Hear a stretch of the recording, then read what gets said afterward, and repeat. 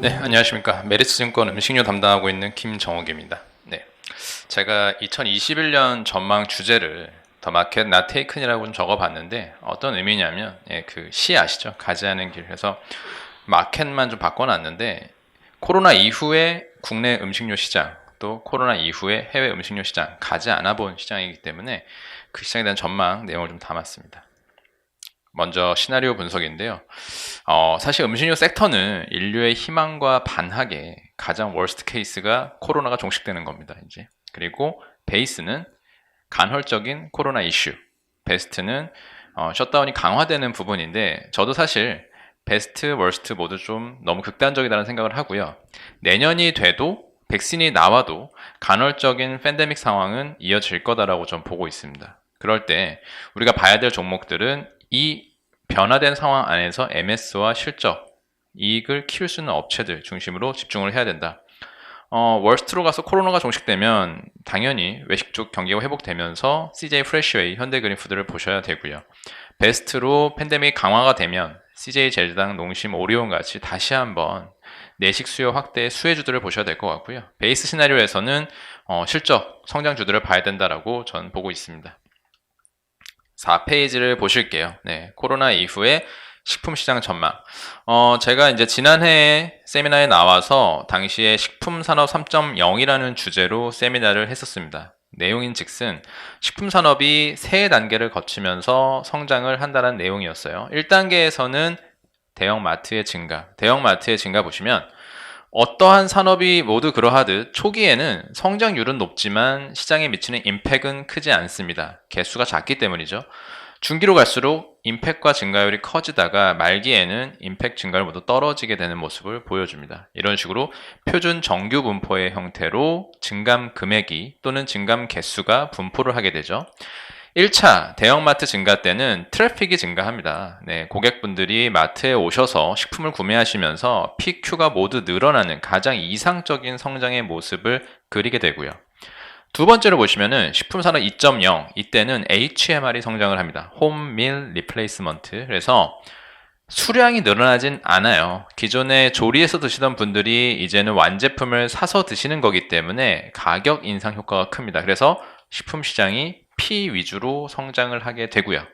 마지막으로는 배달 어플리케이션. 이때는 완전히 채널상의 이동이기 때문에 식품 시장은 정체기를 겪고 트래픽에 적응한 이제 새로운 플랫폼에 적응한 업체들이 성장을 하는 그런 모습을 볼 수가 있습니다. 근데 코로나가 2020년 터지면서 변화가 좀 생겼어요. 제가 기존에 작성했던 그래프에 HMR 같은 경우는 성장의 축을 우측으로 좀 이동을 했고요. 배달 어플리케이션 시장 성장은 고도화시켰습니다. 이 부분은 HMR이 성장이 정점을 찍고 끝나가던 시기에 코로나 이슈를 통해서 내식 쪽으로 침투율이 확대됐고 그러면서 시장 성장이 좀 더 연장이 됐어요. 그런 부분을 반영해놨고 배달은 성장이 아직은 진행 중에 있었거든요. 그렇기 때문에 성장 금액이 더 커졌다. 이렇게 보고 있고 전체적으로는 K자형 성장을 보고 있습니다. 양분화되는 거죠. MS가 늘어나고 해외 쪽으로 성장하는 업체들은 K자 상단에 MS가 빠지면서 내수 정체에 머물러 있는 업체들은 K자 하단에 이렇게 양극화되면서 실적과 밸류에이션도 모두 벌어질 거다라고 좀 보고 있습니다. 이 차트의 마지막으로 차트 속의 차트를 보시면 기업들을 X축은 해외 시장 비중, Y축은 영업이익 레버리지로 제가 나열을 해놨는데 음영으로 표시한 기업들이 투자 매력도가 높은 기업이다라고 보고 있습니다. 해외 성장성이 높거나 영업 레버리지 효과가 크거나 둘 중 하나 우리가 매력도를 정해야 된다라고 보고 있습니다. 간단히 음식료 리뷰 한번 드릴게요. 음식료는 2차 랠리가 있었습니다. 1차, 2차. 1차는 2003년, 2차는 2011년부터. 당시에는 곡물 가격이 안정화된 가운데 가격 인상이 발생하면서 음식료 업체들이 좋았거든요. 또는 곡물가가 빠지거나 이후에는 정체기를 또 겪었죠. 이번에는 4년간의 침체 뒤에 코로나로 인해서 급반등이 나왔습니다. 거의 2017년 레벨을 회복한 17, 18, 19 내내 하락하다가 20년 반기 만에 2017년 레벨을 회복했는데요. 코로나 이슈 때 생각보다 음식료 업체들은 실적은 방어적이었고 오히려 내식 중심으로 매출 성장이 나온 업체들은 서프라이즈도 기록했습니다. 그런데 3분기까지 그런 흐름은 이어졌어요. 하지만 이 기대감 대비 실적이 2분기가 피크였고 3분기는 조금 둔화되는 거죠. 예. 그리고 이제 내년을 걱정하시는 겁니다. 내년도 상반기에 대한 부담. 2020년 1분기에 너무 서프라이즈를 냈기 때문에 내년 실적에 대한 부담이 있고, 저는 전망이긴 하지만 지난해에는 이제 오버헤드 말씀을 드렸고, 올해는 좀 뉴트럴로, 음식료는 비중 확대는 아니다라고 좀 말씀을 드리고 있습니다. 왜냐하면 내년도에 그 퀀트를 돌려보면은 영업이익 섹터별로 증가율이 음식료가 5% 증가해요. 자동차가 50%, 화학 50%, 지금 이런 상황이거든요. 시크릿컬 업종들이 대부분 두 자릿수 이상 회복하는 단계에서 음식료가 내년도 5% 성장이라면은 사실 이마저도 달성할 수 있을까? 좀 퀘스천이죠. 왜냐하면 실적 전망치는 조금 더 긍정적인 부분을 반영하니까요. 그래서 약간 그런 상황이기 때문에 종목별로 좀 더 차별화되는 효과가 나올 거다라고 보고 있습니다. 그래서 지금 보시면 올해 연초 주가와 종가, 고가, 저가를 만들어 가지고 캔들로 YTD 주가 차트를 보게 되면 재당이나 대형주들은 그래도 상승에 나와 있고요. 풀무원 같이 개별 이슈가 있는 기업들도 여전히 고가 대비 내려왔지만 그래도 연초 대비는 상승권에 있습니다. 저는 상승권 있는 주가들을 오히려 좀 더 좋게 보고 있습니다. 내년도에 대한 성장 기대감이 있기 때문에 지금 여전히 플러스 상태라고 좀 보고 있고, 이 안에서 더 차별화될 거다라고 생각을 하고 있습니다. 그 10페이지를 보시면 음식료 전망에 있어서 투자 전략은 기존의 마진갭 플레이, 이제는 Q 모멘텀 플레이로 바뀌어야 된다. 이게 약간 기초적인 내용인데 간단히 설명을 좀 드릴게요. 음식료의 전통적인 투자 전략은 곡물가 가지고 플레이하는 겁니다. 음식료는 크게 두 가지 섹터로 나눌 수가 있습니다. 소재와 가공식품. 소재는 설탕, 밀가루, 식용유, 가공식품은 과자, 라면, 그 다음에 HMR 등 이렇게 볼 수가 있는데요. 소재 업체들은 B2B 업체들이에요. 그래서 곡물가가 올라가면 곡물가 올라간 것만큼 2, 3개월 뒤에 판가를 올릴 수 있습니다. 하지만 B2B이기 때문에 곡물가가 떨어지면 다시 판가를 낮춰야 됩니다. 근데 이 갭을 벌리는 거죠.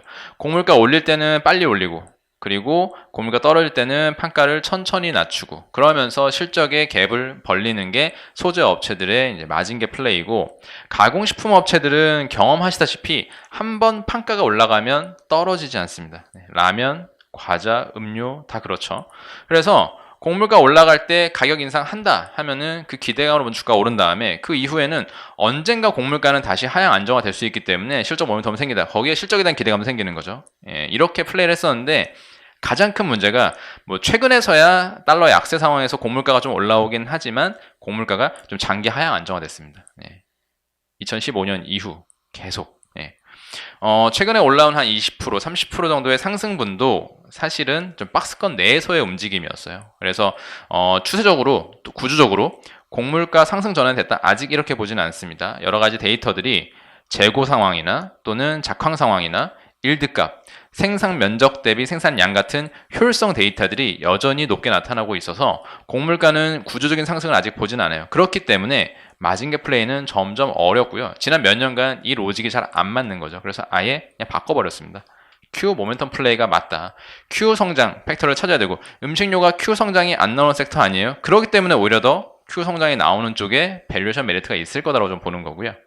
국내에서는 MS 확대, 해외에서는 새로운 시장 개척이 Q 성장의 모멘텀이겠죠. 그래서 쪼개보면 국내 쪽은 신제품 또는 반사이, 기업화 이슈로 볼 수 있고, 해외 시장 개척은 가공식품이 기존에 해외에 없던 시장을 개척하는 부분을 우리 기대를 해야 된다. 저는 종목으로는 뭐 여기서는 말씀드리자면 하이트진로, 그리고 제일제당, 풀무원을 좀 추천드리고 있습니다. 그러면은 이제 제일제당부터 관련된 내용들 좀 살펴볼게요. 먼저 HMR 쪽인데요. HMR 시장의 모습입니다. 보시면은 침투율 관점으로 보면 여전히 HMR은 커질 룸이 있고요. 코로나 이슈가 이 침투율을 거의 2, 3년, 많게는 5년까지 앞당기는데 기여를 했다라고 좀 보고 있습니다. 그래서 향후에 성장이 가능한 품목들은 침투율 50% 미만의 제품들이 침투율을 올리면서 시장이 커지는 이 라인을 따라가는 모습이 기대가 되고요. 밥류하고 김치 같은 경우는 침투율이 더 커지면서 시장이 확대될 룸이 있습니다. 그래서 침투율 관점에서 HMR 시장은 여전히 성장성이 남아있다라고 저는 보고 있고요. 12페이지 보시면 소비자 측면에서 HMR을 소비하시는 분들, 1, 2인 가구겠죠. 그리고 재밌는 점은 시니어 가구, 자녀들을 독립시킨 시니어 가구도 HMR의 주 소비층인데 두 가구층 모두 매년 20만 가구씩 유입되고 있습니다. 네, 새로운 소비자가 유입되는 시장이라는 거죠. 그리고 유자녀 가구층들은 아무래도 자녀들에 대한 직접 조리 수요가 많긴 한데 한 번이라도 HMR을 구매하게 되면 그 편리성 때문에 다시 돌아가지 않는 그런 경향을 보이세요. 그래서 제품 구매가 반복되면서 HMR의 예비적인 수요자 그리고 1, 2인 가구 시니어는 주력 소비자인데 가구 수가 계속 늘어나는 현상이 나타난다. 그래서 소비자 측면에서는 긍정적이고요. 13페이지 보시죠. 이번 외부 환경인데 에어프라이어 뭐 다들 갖고 계신지 안 계신지 뭐 잘 알 수는 없지만 데이터로 봤을 때 이건 CJ 제일제당의 조사 내용인데 2018년도 38%, 2019년도 53%, 2020년도는 60%대로 지금 예상을 하고 있거든요. 물론 전국의 4대 도시 기준이긴 합니다만 최근 들어서 많이 보급된 걸 좀 느낄 수가 있어요. 예, 그래서 에어프라이어가 보급이 되면 어떤 현상이 생기냐? 기존의 우리 냉동, 그 다음에 뭐 가스류, 튀김류 이런 제품들 보시면은 프라이팬에 기름 두르고 조리해서 먹을 수 있는데 번거롭습니다. 예, 조리도 번거롭고 나중에 정리하기도 번거롭고 그래서 사실 잘 안 드시게 돼요. 예, 집에서 돈가스 잘 안 먹게 되죠. 근데 에어프라이어가 생기면서 관련된 냉동식품들, 돈가스, 튀김류 제품들이 널리 퍼지는 거죠. 그리고 또 베이커리 제품들까지 가능해지는 겁니다. 그래서 이런 디바이스의 확대가 외부 요인이긴 하지만 또 다른 수요, 또 다른 공급, 사이드를 모두 다 자극시키는 거예요. 기업 입장에서는 에어프라이어 전용 제품을 출시하게 만들고 소비자 입장에서는 관련 제품을 구매하게 만들기 때문에 양쪽을 모두 자극하면서 시장 성장을 이끌어낸다라는 게 또 특징이라고 볼 수가 있습니다. 그리고 뭐 내년 전망의 핵심이라고 할 수 있는 또 코로나 사태에 대해서 좀 분석을 해봤습니다. 아직까지는 데이터가 없어요. 14페이지 보시면은 아직까지는 매출 데이터가 없기 때문에 온라인 쇼핑 클릭 데이터 등을 참고하고 있습니다. 그래서 트래픽 관점인 거죠. 그래서 물론 구매하신 분도 있고 관심이 있어서 조사만 하신 분도 있을 거고 아이 쇼핑만 하신 분도 있겠지만 어쨌든 트래픽이 올라간다는 건 구매와 연관성이 높다고 저는 보기 때문에 코로나 1차 팬데믹, 2차 팬데믹, 소위 지금은 오늘도 확진자가 300명이 넘었기 때문에 3차 팬데믹으로 가냐도 볼 수도 있지만 이런 팬데믹 상황에서 어떤 카테고리들에 대한 관심이 늘어나느냐 결국 HMI라는 거죠. 즉석밥, 즉석국탕 또는 간식류, 식사류, 라면 같은 경우에는 1차 팬데믹 때 급격하게 올라옵니다. 그러고 나서 2차 팬데믹 때는 그만큼의 상승을 보여주지는 못하고 있어요. 이 부분은 1차 팬데믹은 거의 전시와 유사했었죠. 우리가 모르는 영역이었기 때문에 불확실함, 그리고 공포, 패닉 바잉이 일어나면서 사재기 수요가 몰렸던 겁니다. 하지만 2차 때는 사재기는 아니고 실제 소비 수요입니다, 이제는. 예, 왜냐하면 2, 3주만 버티면 코로나 상황은 다시 해제가 될 거다라는 생각으로 실제 집에서 소비하실 제품들을 사시는 거죠. 예, 이렇게 바뀌었기 때문에 팬데믹 기간에는 내식 관련 제품들은 뛰어오를 거다 계속. 올해, 내년도 마찬가지일 거다 좀 보고 있습니다. 이런 부분이 HMI 기업들한테는 기회가 되는 거죠. 다른 카테고리 15페이지 보시면 마찬가지입니다. 반찬류, 내식 조리와 관련있는 장류, 조미료 다 튀어오르는 모습을 보면 팬데믹 기간 때 내식 관련 제품 소비는 좋아질 거다라고 좀 기대를 할 수가 있을 것 같습니다. 반대 사이드인 외식을 보시면 구조적으로 빠져가지고 회복이 안 됩니다. 이거는 이제 BC카드 지역별, 업종별 카드 소비 데이터입니다. 조금 더 명확한 데이터라고 할 수 있겠죠. 월별로 추이를 보시게 되면 코로나 이전에 100을 근접했던 데이터들이 코로나 이후에 뭐 50% 미만으로 다 빠지고 나서 8월달 2차 팬데믹 보시면 사실 대구 지역은 2차 팬데믹 때는 어느 정도 청정 지역이었거든요. 그럼에도 불구하고 100을 회복하지 못합니다. 2, 3월 달에 급격하게 빠진 레벨에서 회복은 나오지만 여전히 100을 하회하는 수준을 유지하는 거죠. 예. 구조적으로 외식은 잃어버린 부분이 있다라고 보이고 올해 내년도까지 폐점이 나온다라면 그쪽에 대한 매출은 확실히 없어진 거죠. 그래서 외식 쪽은 내년도에 100을 다 회복하지 못하겠다고 보고 있고 이런 부분도 HMR 쪽에는 기회 요인이라고 생각을 하고 있습니다. 마지막은 주류 소비 트렌드인데요. 주류 쪽은 온라인 판매 데이터나 쇼핑이 없기 때문에 검색 키워드 중심으로 한번 봤습니다. 보시면 홈술, 혼술, 편맥, 수입 맥주, 안주야 심야 식당은 식품 가공업체에 집에서 먹는 안주 브랜드 제품인데요. 이렇게 보시면은 튀어오르는 모습을 볼 수가 있습니다. 그래서 확실히 코로나 때는 내식 알코올 수요가 늘었다. 우스갯소리로 알코올 총량의 법칙이라고 합니다. 예, 밖에서 못 먹으면 집에서라도 좀 술은 좀 먹어줘야 된다. 그래서 데이터로 좀 볼 수 있는 게 하이트진로 기준으로 월별 판매 데이터와 비중 데이터를 보시면 확연합니다. 가정용이 꾸준히 올라옵니다. 18페이지의 가운데 하늘색 차트를 보시면 이 부분은 전체 맥주, 소주 성장률인데요. 진한 파란색, 검은색은 각각 가정용, 유흥 쪽 성장률입니다. 네. 팬데믹 기간에 벌어지는 것을 볼 수가 있습니다. 예. 팬데믹이 아닌 시기에는 동행하다가 팬데믹 기간에는 벌어지면서 가정용 쪽에서의 성장이 유흥 쪽 성장을 이끌어내면서 전체 성장을 만들어내는 거죠. 네. 이런 모습이 코로나 시기에 주류 소비 트렌드였다고 보고 있습니다. 이어서 이제 지난해에도 이제 그 주류 전쟁 중심으로 말씀드렸는데 그 이후의 상황, 내년도의 전망을 좀 더해서 한 번 더 업데이트 드리도록 하겠습니다. 20페이지 보시죠. 네. 좀 생뚱맞게 일본의 내용을 가져온 이유는 아시는 분도 있고 모르시는 분도 있을 테니 한 번 더 설명을 드리면 주류 시장의 트렌드 변화는 단기간의 이슈는 아니다. 장기간의 스토리다라고 좀 보고 있어요. 보시면 일본은 원래 다이니폰 맥주라고 해서 3개사가 합쳐지고 1개사가 떨어져서 1강 1약체제가 형성이 됐었습니다. 근데 2차 대전 이후에 미 군정이 일본을 지배하면서 강제로 회사를 쪼개버리죠. 아사히와 삿포로로. 지도상으로 보시면은 아사히는 이제 서쪽에, 삿포로는 이제 동쪽에 위치하게 되고 따로 독립적으로 영업했던 기린은 그대로 전국 영업망을 확보합니다. 그래서 아사히, 삿포로가 서로 싸워요. 예, 같은 회사였는데. 어쨌든 도매장 등 여러 가지가 좀 불분명하게 분리됐기 때문에 서로 싸웠고 서로 유흥업소 중심으로 싸웠습니다. 근데 반대로 기린은 가정용 시장을 공략을 했죠, 당시에. 냉장고 보급률이 빨리 올라가던 시기였는데 그걸 착안해서 가정용을 공략했습니다. 그래서 보시면 점유율이 이때부터 아사히, 삿포로 동반 하락, 기린이 승승장구를 하죠. 네. 그래서 40년대부터 70년대까지 전성기를 구가하고요. 지금이야 아사히가 1등이지만 아사히 당시의 점유율 10%대까지 빠집니다. 망하기 직전이었습니다. 이때 나온 제품이 아사히 슈퍼드라이입니다. 지금 우리가 바닐 불메이슈 전까지 마셨던 그 제품인데요. 이 제품이 나오면서 기업의 운명이 바뀝니다. 당시 5,000명의 소비자 조사를 통해서 어떤 맛의 맥주를 원하시는지 조사를 했고요. 그때 나온 결과가 단맛을 최소화시킨, 그러면서도 일본의 기름진 안주류와 어울리는 좀 깔끔한 맥주를 원한다. 그래서 실제로 단맛을 분해하는 효소를 개발해가지고 제품을 생산해냈고요.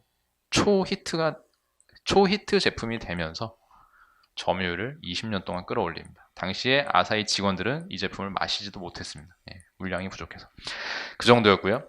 아사히 매출액은 2조 원에서 20조 원까지 이제 커지게 되는데, 물론 해외 M&A도 더해졌지만 어쨌든 이 제품으로 기업의 운명이 바뀌면서 지금의 모습이 형성이 됐다. 결국 신제품 하나가 기업의 운명을 바꾼다라고 볼 수 있고요.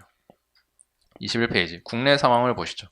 국내는 지난해 하이트진로의 테라가 거의 10년 만에 대형 브랜드가 출시가 되면서 시장의 판도를 바꾸고 있습니다. 코로나 때문에 딜레이가 되는 부분은 좀 어쩔 수 없습니다. 하지만 아까 보여드린 기린의 거의 한 30년간의 MSK닝, 아사히의 20년간의 MSK닝, 과거 사례를 보더라도 국내에서도 하이트가 보여줬던 13년간의 MSK닝, 카스의 10년간의 MSK닝을 감안한다면 테라의 MS 확대는 아직도 진행형이다라고 좀 보고 있고요. 국내도 마찬가지로 제품의 출시에 따라서 급변하는 역사가 있었습니다. 크라운 맥주와 오비가 경쟁하던 과거에서 하이트가 출시하면서 시장이 뒤바뀌었고요. 하이트가 주춤할 때 오비가 카스를 인수하고 카스에 집중하는 전략을 쓰면서 다시 한번 2006년에 반전의 계기가 생깁니다. 지금은 또다시 사이클이 바뀌어서 테라 중심으로 MS가 올라가고 있고 카스 MS가 좀 빠지고 있습니다. 주류 소비는 어쨌든 20살 이상부터 마실 수 있기 때문에 새로운 소비자가 매년 유입되는 시장입니다. 새로운 20대. 이 사람들이 주류 시장에 들어올 때 어떤 술을 마시면서 들어올 거냐, 그리고 몇 년간 이 술을 마실 거냐, 이게 중요한 거죠. 작년, 올해, 내년도에 20살이 된 사람들은 테라를 마실 가능성이 높다라고 좀 보고요. 이 사람들이 밀어 올리면서 점유율이 추세적으로 바뀌는 트렌드를 만드는 거다라고 저는 생각을 하고 있습니다. 그래서 아직 진행형이라고 말씀드린 거고, 코로나 이슈가 사실 덮친 지역은 수도권, 유흥가이기 때문에 테라가 인기를 끌었던 주요 지역이 불리했던 건 사실입니다. 그래서 MS 게이닝이 좀 더디게 올라오고 있는데 올해는 지금 40% 이상을 좀 연말까지 목표로 하고 있고요. 내년도에는 거의 50% 가까운 수준까지 기대해 볼 수 있는 상황이다 생각을 하고 있습니다.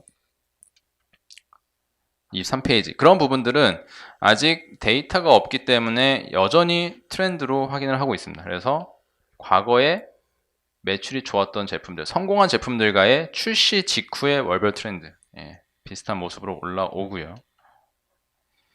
이런 식으로 제품이 판매가 좋을 때는 뉴스가 보도가 됩니다. 몇억 병, 몇억 병. 그래서 레코드에 대한 부분이죠. 1억 병 돌파, 2억 병 돌파. 그래서 잘 되는 신제품은 특히 주류에서는 6개월 정도를 주기로 판단할 수가 있는 것 같습니다. 6개월 사이에 또는 3개월 내에 1억 병 돌파 뉴스가 나오는지 또 6개월 내에 또 2억 병 돌파 뉴스가 나오는지 이런 식을 통해서 우리가 잘 되고 있다, 안 되고 있다를 알 수 있고요.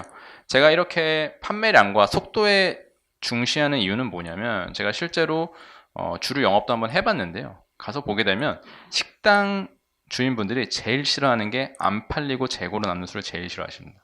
왜냐하면 다 자기가 마셔야 됩니다. 마셔 없애야 돼요. 영업사원이랑 가면 낮에 그냥 술 마시고 있어요. 팔아드리는 거예요. 안 팔린 거.